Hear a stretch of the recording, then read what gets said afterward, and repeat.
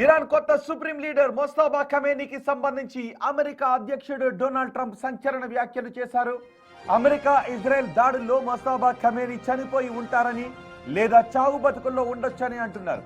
అందుకే ఆయన గురించి ఎక్కడ ఏమీ వినపడడం లేదు అని అమెరికా అధ్యక్షుడు చెబుతున్నారు. ఇరాన్ నాయకత్వం పూర్తిగా తుడిచిపెట్టుకుపోయింది అనే ట్రంప్ అంటూ ఉన్నారు. ఆ దేశాన్ని నడపాలనుకునే వారు చేయి ఎత్తండి అని ప్రేక్షకులను ఉద్దేశించి అన్నారు. ఇరాన్ ప్రస్తుతం నాయకుడు లేని దేశమని వ్యంగ్యంగా మాట్లాడారు Trump. Supreme leader is no longer supreme. He's dead. Son is either dead or in very bad shape because nobody has heard from him. I think he says, just keep me out of this. This is the only country where nobody wants to lead. There's nobody who would like to lead Iran. Please raise your hand, a big audience of just saying, who would like to be our leader? Dead silence. Nobody wants to. Breaking news. పశ్చిమాసియాలో యుద్ధం మరింత తీవ్రమవుతోంది.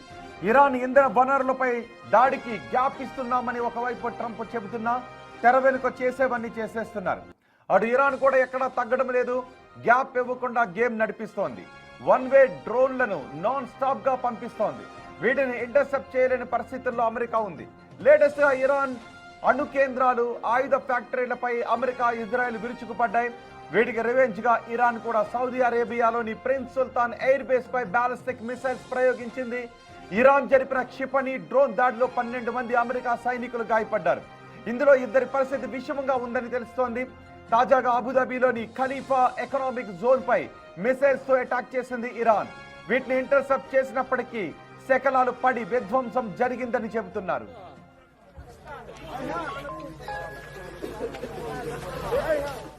Iran జరిపిన దాడిలో prince సుల్తాన్ air base లో ఉన్న America వైమానిక దళానికి చెందిన KC-135 స్ట్రాటో ట్యాంకర్ విమానాలు దెబ్బతిన్నాయి. ఇవి గాలిలో విమానాలకు ఇంధనం నింపే కీలకమైన విమానాలు. ఇరాన్ ఈ దాడి కోసం బాలిస్టిక్ క్షిపణులను, వన్ వే డ్రోన్లను ప్రయోగించింది. సైనికులు ఉన్న ఒక భవనంపై నేరుగా క్షిపణి దాడి జరగడంతో ఎక్కువ మంది గాయపడ్డారు. గల్ఫ్ దేశాల్లో అమెరికా సైనికులకు ఆశ్రయం ఇచ్చే హోటల్స్ పై దాడి చేస్తాము అని నిన్నటికి నిన్న ఇరాన్ ప్రకటించింది. అన్నట్లుగానే అమెరికన్ సైనికులను టార్గెట్ చేసుకొని ఇరాన్ ఈ దాడులకు పాల్పడింది.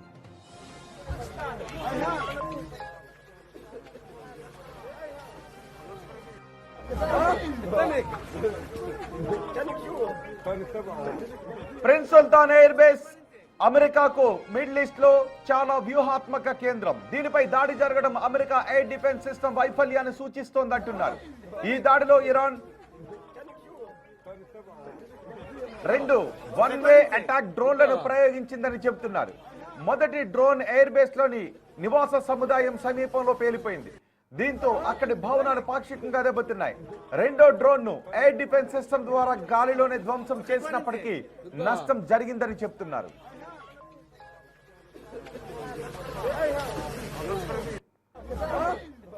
ఈ దాడిని అమెరికా సెంట్రల్ కమాండ్ తీవ్రంగా ఖండించింది. అమెరికా బలగాల భద్రత విషయంలో రాజీ పడే ప్రసక్తే లేదు అని చెబుతోంది అమెరికా. తమ దళాలపై జరిగే ఇలాంటి దాడులను ఉపేక్షించబోమని, తగిన సమయంలో తగిన రీతిలో సమాధానం చెబుతామని అమెరికా రక్షణ శాఖ ప్రతినిధి హెచ్చరికలు జారీ చేశారు. అటు సౌదీ అరేబియా రక్షణ మంత్రిత్వ శాఖ కూడా ఈ దాడిని తీవ్రవాద చర్యగా అభివర్ణించింది. తమ దేశ సార్వభౌమాధికారాన్ని, మిత్ర దేశాల బలగాలను రక్షించుకోవటానికి అవసరమైన అన్ని చర్యలు తీసుకుంటామని సౌదీ అరేబియా ప్రకటించింది.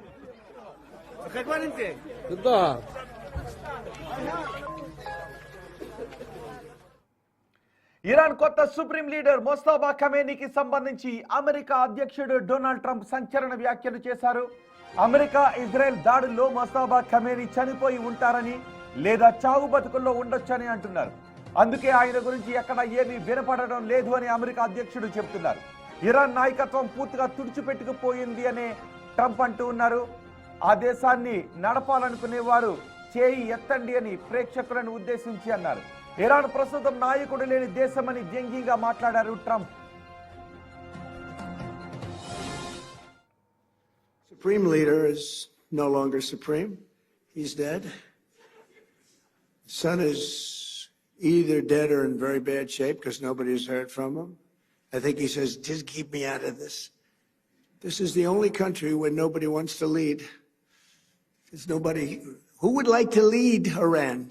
Please raise your hand, a big audience of distinguished. Who would like to be our leader? Dead silence. Nobody wants to.